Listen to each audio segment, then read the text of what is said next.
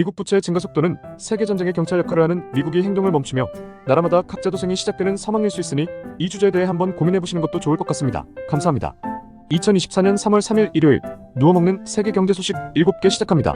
미국 탐욕공포지수는 77입니다. 코인 탐욕공포지수는 80입니다. 스페이스X 기지국 없이 바로 갤럭시 연결. 스페이스X 위성이 지금 막 최고 17MB/s의 최고 속도로 삼성 안드로이드 폰과 직접 교신에 성공했다고 트윗에 발표하였습니다. 기지국 없이 폰에 직접 통신되는 이 기술은 바다와 깊은 산속, 사막 한가운데서도 오지 통신이 가능하다고 합니다. 스페이스X는 삼성전자나 미국 통신사 T-모바일 외에도 다양한 나라의 통신기업과 제휴를 맺고 있다 설명했습니다. 2. 중국 외국인 대상 알리페이 한도 5배 늘리다.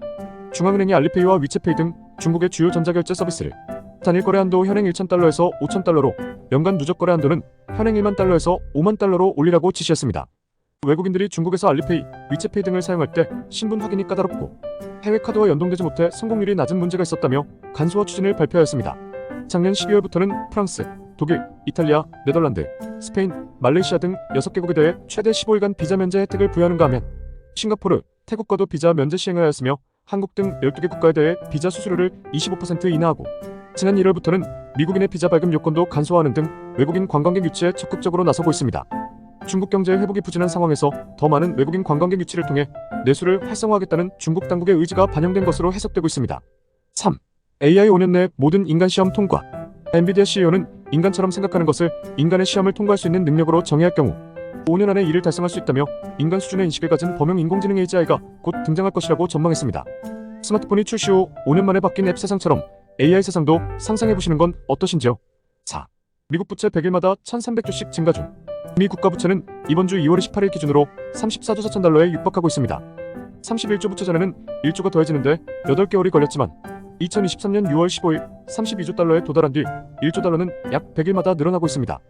뱅크 오브 아메리카는 34조 달러에서 35조 달러로 증가하는 데에도 100일 패턴은 그대로 유지될 것으로 예상된다 발표하였는데 미국 신용등급을 낮춘 무디스 또한 금리가 높아져 있는 상황에서 정부 지출을 줄이거나 세입을 늘리기 위한 효과적인 재정 정책이 없다며 미국의 재정 적자가 매우 큰 규모로 유지돼 부채 감당 능력이 크게 약화할 것으로 예상된다 발표하였습니다. 5. 미국 장기채 12% 배당 ETF 출시. 타이거 미국 30년 국채 프리미엄 액티브 H ETF는 미국 30년 국채에 투자하며 커버드콜 전략을 활용해 매월 1% 이상, 즉 연 12% 이상 분배금을 추구한다 합니다.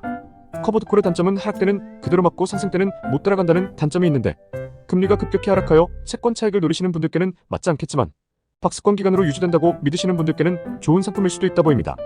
6. 국민 쌀보다 고기 더 먹는다 60kg. 한국농촌경제연구원은 2일 지난해 국민 1인당 3대 육류인 돼지고기, 소고기, 닭고기 소비량 추정치가 전년 대비 1.3% 증가한 60.6kg을 기록했다고 알렸습니다. 1인당 육류 소비량 중 돼지고기가 30.1kg으로 가장 많았고 닭고기 15.7kg과 소고기 14.8kg이 뒤를 이었습니다. 1인당 쌀 소비량은 56.4kg으로 육류 소비량보다 적어지고 있는데 이는 국민 식생활 변화를 반영하는 중요한 지표로 해석되고 있습니다. 대체육 시대가 오고 있다는데 공유보다 육류일지 흐름을 관심있게 보는 것도 재미있을 것 같습니다. 주관적 칼럼 7. 파키스탄 천연가스 수입비에 이란의 파이프라인 건설. 최근 이란과 파키스탄은 각자의 국경을 넘어 발루치스탄이라는 지역 내 무장 세력을 목표로 공습을 시작했었습니다. 발루치스탄이란 파키스탄의 가장 큰 주이며 다른 주보다 더 많은 자원을 보유하고 있지만 44%의 면적 외에는 이란과 탈레반 통제하에 많은 단체들이 존재해 가장 개발이 더딘 곳이기도 합니다. 파키스탄과 이란 양국의 지역 단체들은 수십 년간 발루치스탄에서의 자주권 확대를 위한 투쟁을 이어왔고 드디어 최근 지역 반란군 단체를 처단한다는 명분으로 서로 직접적인 미사일 공세를 일으켰는데 그러다 이번 전쟁 고조감을 일단락시키기 위해서인지 오늘 파키스탄이 천연가스 보충을 명목으로 이란에서부터 천연가스를 들여오는 파이프라인 건설을 발표하였습니다. 선진국 이외의 나라들의 천연가스 공급은 아직도 많이 부족하다고 전해지는데 적당한 시점에 천연가스가 많이 쌓여 있는 지금 공부하시다 투자해보시는 것도 좋을 것 같습니다. 오늘의 한 줄. 미국 부채의 증가 속도는 세계전쟁의 경찰 역할을 하는 미국이 행동을 멈추며 나라마다 각자 도생이 시작되는 사망일 수 있으니 이 주제에 대해 한번 고민해보시는 것도 좋을 것 같습니다. 감사합니다.